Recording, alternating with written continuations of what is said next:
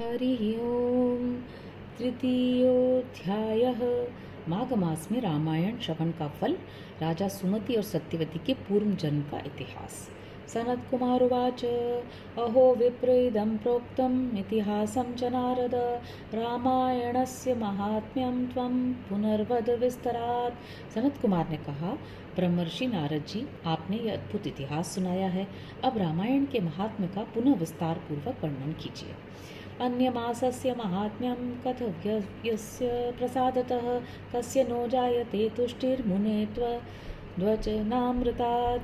आपने कार्तिक मास के रामायण के श्रवण की महिमा बताई, अब कृपा पूर्वक दूसरे मास का महात्म्य बताइए।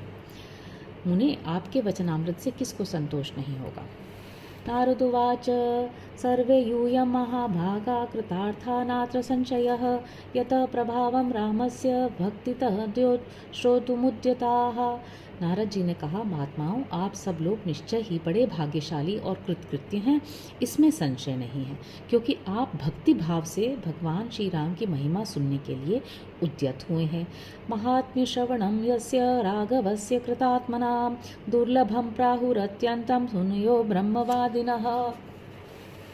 ब्रह्मवादी मुनियों ने भगवान श्री राम के महात्म्य का श्रवण पुण्यात्मा पुरुषों के लिए परम दुर्लभ बताया है। शृणुध्व ऋषयश्चित्रमितिहासं पुरातनं सर्वपापप्रशमनं सर्वरोगविनाशनं। महर्षियों, अब आप लोग एक विचित्र पुरातन इतिहास सुनिए, जो समस्त पापों का निवारण और संपूर्ण रोगों का विनाश करने वाला है।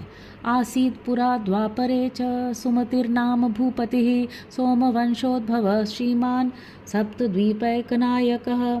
पूर्व काल की बात है, द्वापर में सुमति नाम से प्रसिद्ध एक राजा हुए थे। उनका जन्म चंद्रवंश में हुआ था। वे श्री संपन्न और सातों द्वीपों के एकमात्र सम्राट थे। धर्मात्मा सत्य संपन्न सर्वसंपद्विभूषितः सदा राम कथा सेवी राम पूजा परायणः। उनका मन सदा धर्म में लगा रहता था। वे सत्यवादी और सब प्रकार की संपत्तियों से सुशोभित थे। सदा श्री राम कथा के सेवन और श्री राम की ही समाराधना में संलग्न रहते थे। राम पूजा पराणां च शुश्रूषनरहंकृति पूज्येषु पूजा निरतः समदर्शी गुणान्वितः। श्री राम की पूजा अर्चना में लगे रहने वाले भक्तों की वे सदा सेवा करते थे। उनमें अहंकार का नाम भी नहीं था। वे पूज्य पुरुषों के पूजन में तत्पर रहने वाले समदर्शी तथा सद्गुण संपन्न थे। सर्वभूत हित शांत कृतज्ञ कीर्तिमान नृपः तस्य भार्या महाभागा सर्वलक्षण संयुता। राजा सुमति समस्त प्राणियों के हितैषी, शांत और कृतज्ञ और यशस्वी थे। उनकी परम सौभाग्यशालिनी पत्नी भी समस्त शुभ लक्षणों से सुशोभित थी। पतिव्रता पतिप्राणा नाम्ना सत्यवती श्रुता तावुभौ दंपति नित्यम रामायण परायणो। उसका नाम सत्यवती था। वह पतिव्रता थी, पति में ही उसके प्राण बसते थे। वे दोनों पति पत्नी सदा रामायण ही पढ़ते और सुनने में संलग्न रहते थे। अन्नदान रतौ नित्यं जलदान परायणो तडागा राम वाप्यादीन संख्यातान वितेन तु। सदा अन्न का दान करते और प्रतिदिन जलदान में प्रवृत्त रहते। उन्होंने असंख्य पोखरों, बगीचों और बावड़ियों का निर्माण कराया था। सोऽपि राजा महाभागो रामायण परायणः वाचयेत् शृणुयाद् वापि भक्तिभावेन भावितः। महाभाग राजा सुमति भी सदा रामायण के ही अनुशीलन में लगे रहते। वे भक्ति भाव से भावित हो रामायण को ही बाँचते अथवा सुनते थे। एवं राम परम नित्यं राजानं धर्म कोविदं तस्य प्रियां सत्वतीं देवा अपि सदा स्तुवन्। इस प्रकार वे धर्मज्ञ नरेश सदा श्री राम की आराधना में ही तत्पर रहते थे। उनकी प्यारी पत्नी सत्यवती भी ऐसी ही थी। देवता भी उन दोनों दंपति की सदा भूरी भूरी प्रशंसा करते थे। विश्रुतौ त्रिषु लोकेषु दंपति तौ हि धार्मिकौ आययौ बहुभिः शिष्यैर्द्रष्टुकामो विभाण्डकः। एक दिन उन त्रिभुवन विख्यात धर्मात्मा राजा रानी को देखने के लिए विभाण्डक मुनि अपने बहुत से शिष्यों के साथ वहां आए। विभाण्डकं मुनिं दृष्ट्वा सुखमाप्तो जनीश्वरः प्रत्युदयो सपत्नीक पूजाभिर्बहु विस्तरम। मुनिवर विभाण्डक को आया देख राजा सुमति को बड़ा सुख मिला। वे पूजा की विस्तृत सामग्री साथ ले पत्नी सहित उनकी अगवानी के लिए आए। कृताति उत्थित्य क्रियं शान्तं कृतासन परिग्रहं निजासन गतो भूप प्राञ्जलिर्मुनिं ब्रवीत। जब मुनि का आतिथ्य सत्कार संपन्न हो गया और शांत भाव से आसन पर विराजमान हो गए, उस समय अपने आसन पर बैठे हुए भूपाल ने मुनि से हाथ जोड़कर कहा, राजोवाच भगवन् कृत्कृत्योद्य तव दभ्यागमनेन भो सतामागमनं सन्तः प्रशंसन्ति सुखावहम। राजा बोले, भगवान, आज आपके शुभागमन से मैं कृतार्थ हो गया, क्योंकि श्रेष्ठ पुरुष संतों के आगमन को सुखदायक बताकर उसकी प्रशंसा करते हैं। यत्र स्यान्महतां प्रेम तत्र स्युः सर्वसम्पदः तेज कीर्ति धनं पुत्र इति प्राहुर्विपश्चितः। जहाँ महापुरुषों का प्रेम होता है वहाँ सारी संपत्तियाँ अपने आप उपस्थित हो जाती हैं। जहाँ तेज नुकीर्ति धन और पुत्र सभी वस्तुएं उपलब्ध होती हैं, ऐसा विद्वान पुरुषों का कथन है।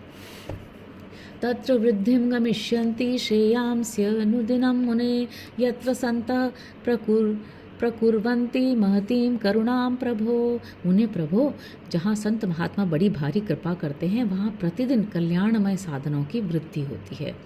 यो मूर्ध्नि धारयेद ब्रह्मन् विप्रपादतलोदकं स स्नातो सर्वतीर्थेषु पुण्यवान् नात्र संशयः। ब्रह्मन्, जो अपने मस्तक पर ब्राह्मणों का चरणोदक धारण करता है, उस पुण्यात्मा पुरुष ने सब तीर्थों में स्नान कर लिया, इसमें संशय नहीं है।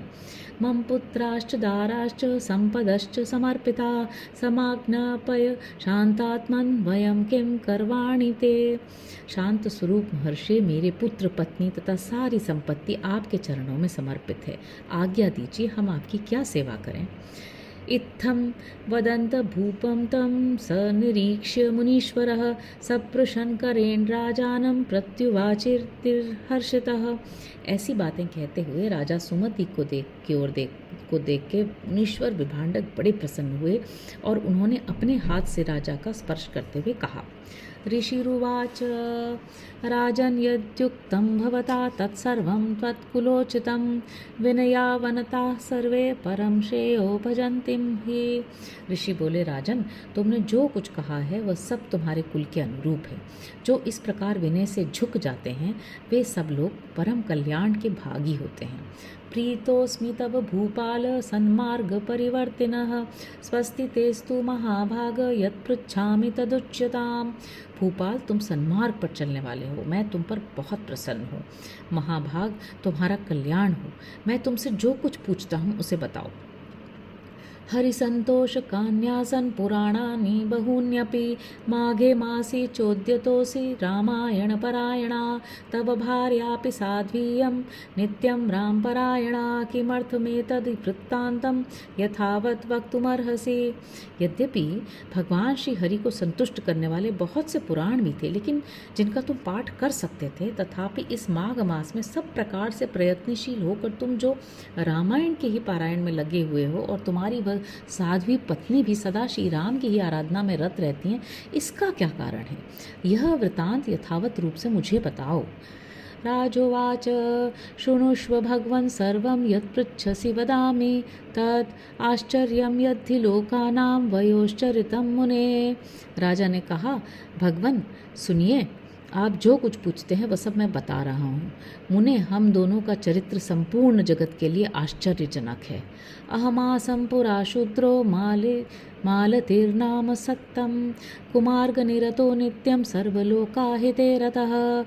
साधु शिरोमणि, पूर्व जन्म में मालती नामक शूद्र था, सदा कुमार्ग पर ही चलता और सब लोगों के अहित साधन में ही संलग्न रहता था। पिशुनो धर्म विद्वेषी देवद्रव्यापहारकः महापातक संसर्गी देवद्रव्योपजीवकः। दूसरों की चुगली खाने वाला, धर्मद्रोही, देवता संबंधी द्रव्य का अपहरण करने वाला तथा महापातकियों के संसर्ग में रहने वाला था। मैं देव संपत्ति से ही जीविका चलाता था।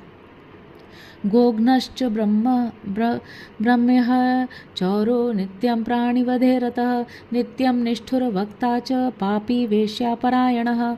गोहत्या, ब्राह्मण हत्या और चोरी करना यही अपना धंधा था। मैं सदा दूसरों प्राणियों की हिंसा में ही लगा रहता था। प्रतिदिन दूसरों से कठोर बातें बोलता, पाप करता और वेश्याओं में आसक्त रहता था। किंचित काले स्थितो न धृत्य महत्व च सर्वबंधु परित्यक्तो दुखी वनम उपागमम। इस प्रकार कुछ काल तक घर में रहा, फिर बड़े लोगों की आज्ञा का उल्लंघन करने के कारण मेरे सभी भाई बंधुओं ने मुझे त्याग दिया और मैं दुखी होकर वन में चला गया। मृग मांसाशनम नित्यम तथा मार्ग विरोध कृत एकाकी दुख बहुलो न्यव सम निर्जने वने। वहाँ प्रतिदिन मृगों का मांस खाकर रहता था और कांटे आदि बिछाकर लोगों के आने जाने का मार्ग अवरुद्ध कर देता था। इस प्रकार अकेला बहुत दुख भोगता हुआ मैं उस निर्जन वन में रहने लगा। हरि ओम।